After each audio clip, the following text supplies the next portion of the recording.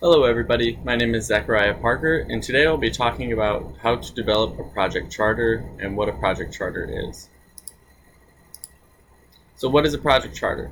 A project charter authorizes the existence of a project. It's a living document that can be updated as the project progresses. The project charter starts with the sponsor. The project charter gives the project manager his or her authority to complete the project. And it also lists the organizational resources and budget for project activities. So what's included in a project charter? So according to Harvard Business School Press, at a minimum, you want to include the name of the project sponsor, the relationship between the project goals and the organizational goals. So this will be what the project is supposed to accomplish with the organization and what benefits it'll bring. The benefit of the project to the organization, so that goes along with the relationship between the goals, what actual deliverables will be given to the organization, the expected time frame, the exact deliverables that will be given to the organization, the budget allocations and resources available to the team to get the project completed, the project manager's authority, and you want this one spelled out, so what all can he cover or she, and the sponsor's signature.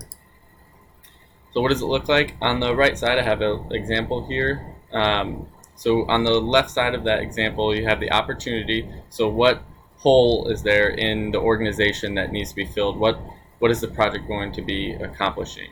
The goals, so whatever they're trying to get done within that project. The objectives, how are they going to complete the project? And then the scope, so what is included in the project and what won't be included in the project. This is important because you don't want to extend yourself, especially with the timeline and the budget. The business case, the constraints, so what are they going to have to work against, the assumptions, and then the deliverables spelled out. So what is this project going to be bringing to that organization again? And the right side, you have the team members and the stakeholders listed out, and then the summary project status. So when is it going to start? When is it going to be completed? And the budget and impact. And then below that, you have some milestones. So these can be the stepping stones, basically the roadmap to get the project completed. And then below that, you have the sponsor's signature and the date.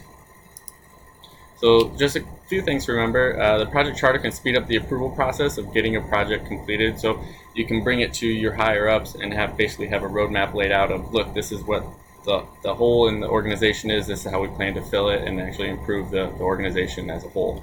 It clearly defines a project and it will help build that management and customer confidence. Thank you all for listening. It's very short, but it is a very important piece to a project to have a project charter. And these are my references.